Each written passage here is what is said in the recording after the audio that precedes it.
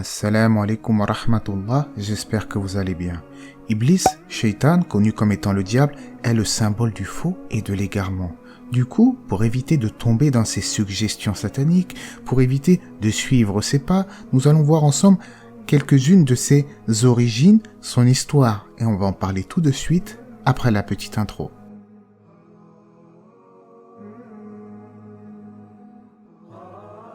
À l'origine, Iblis s'appelait Azazil selon un récit rapporté par Al-Bayyaki attribué à Ibn Abbas, et cela avant qu'il ne soit banni et maudit pour sa désobéissance.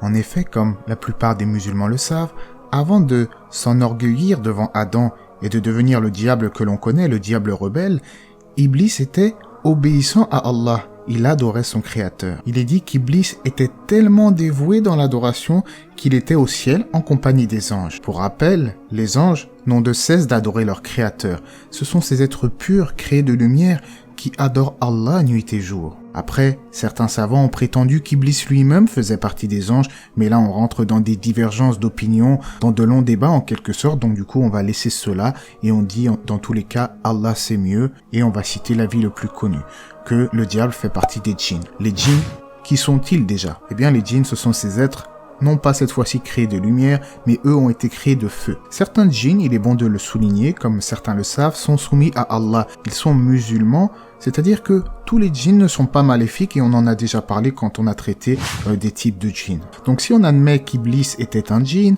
voire le père des djinns selon certains savants, là encore il y a des divergences, eh bien il est connu qu'il adorait Allah avec les anges, mais un jour, lorsqu'Allah créa Adam, le père de l'humanité, Allah va demander aux anges de se prosterner devant cette nouvelle création.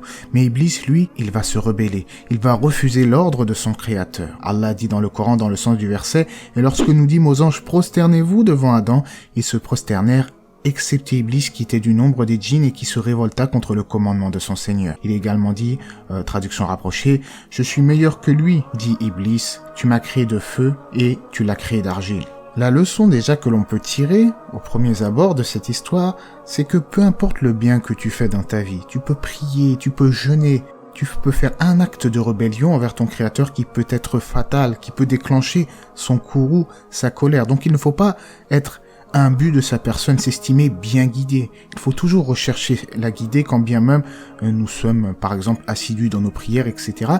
Personne n'est à l'abri de l'égarement, personne n'est à l'abri de dévier du droit chemin. Voilà, il faut prendre garde à cela et ne pas se penser préservé de l'égarement. Il y en a qui disent, moi, alhamdoulilah, je suis musulman, jusqu'à la mort, je suis préservé de l'égarement. Personne ne peut prétendre être préservé. Il faut toujours chercher protection auprès d'Allah contre les pièges du diable, parce que le diable, il prend tout son temps avec toi. Comme à l'époque du prophète Noé, Nuh alayhi salam, le peuple de Noé. Au début, le diable leur a insufflé d'ériger des statues d'hommes pieux de leur peuple. Au début, ils disaient, nous ne les adorons pas, c'est juste pour se rappeler de leur piété. Et petit à petit, ils sont morts, les années passent, et bien plus tard, les gens, ils ont commencé à être dans l'ignorance et ils ont adoré ces statues, ils pensaient qu'il fallait les adorer, ils sont tombés dans le shirk, l'association à Allah. C'est pour cela qu'il faut prendre garde. Le diable, il prend tout son temps pour t'égarer, même si ça se compte en 10 ans, 20 ans, 30 ans, ne t'inquiète pas, lui il fait son travail, à toi de ton côté de faire ton travail, de le repousser tant que faire se peut.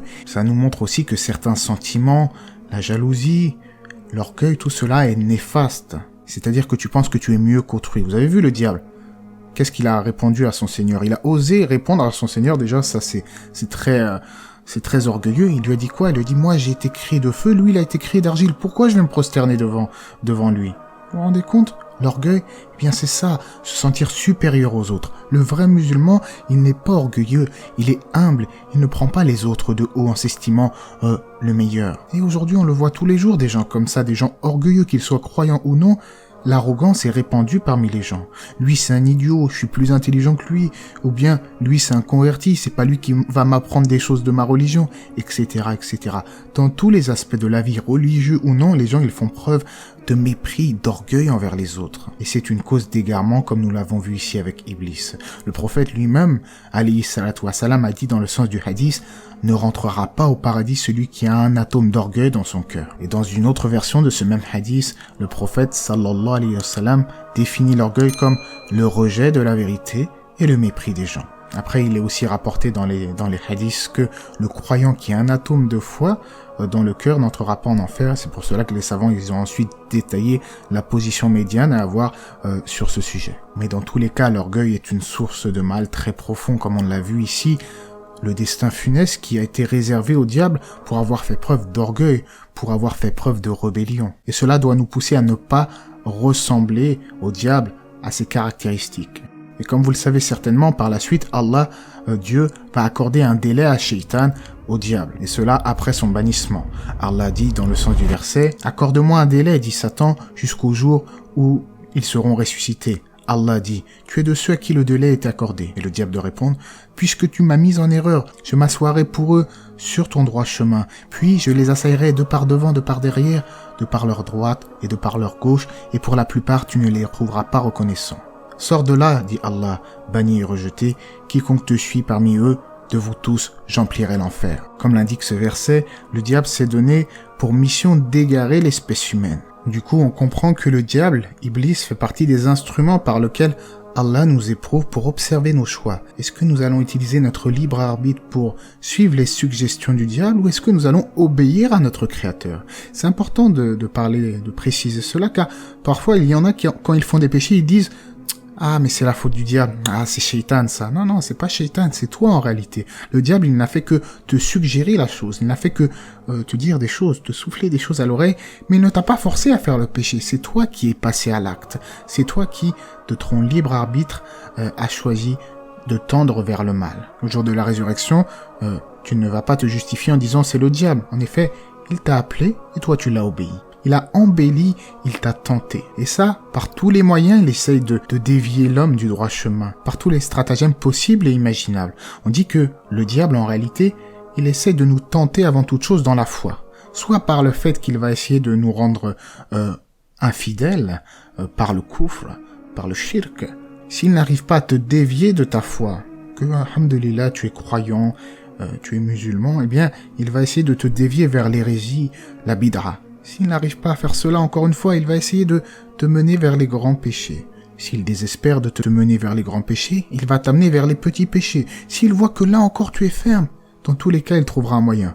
Il voit par exemple que tu hésites entre deux actions, deux bonnes actions, il va toujours te mener vers l'action la moins méritoire. En fait, il va toujours essayer de te dévier de la droiture. Il a différents stratagèmes, il a également des légions, il est rapporté dans un hadith qu'Iblis a un trône sur l'eau, en mer, et qu'il envoie les commandos pour remettre les gens à l'épreuve. C'est suppos en quelque sorte. Mais comment se préserver de ces suppos et de Iblis en personne? Comment se préserver du diable? Tout simplement en cherchant protection auprès d'Allah, en accomplissant les actes d'adoration prescrits, les prières en leur temps, en apprenant le Coran, en méditant sur les textes de l'islam.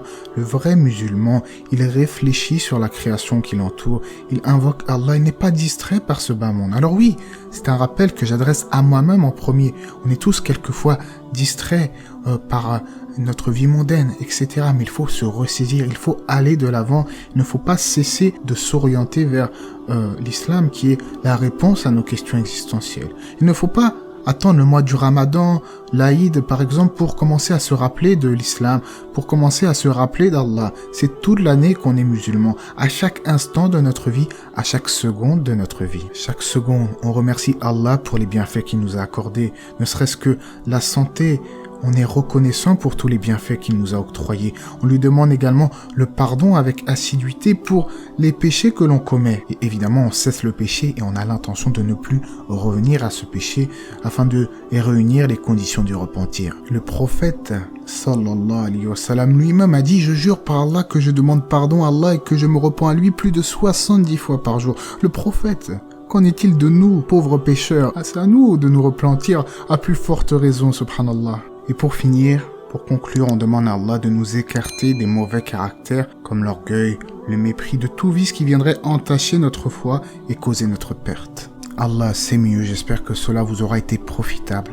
Que la paix et les bénédictions d'Allah soient sur le prophète, sa famille et ses compagnons.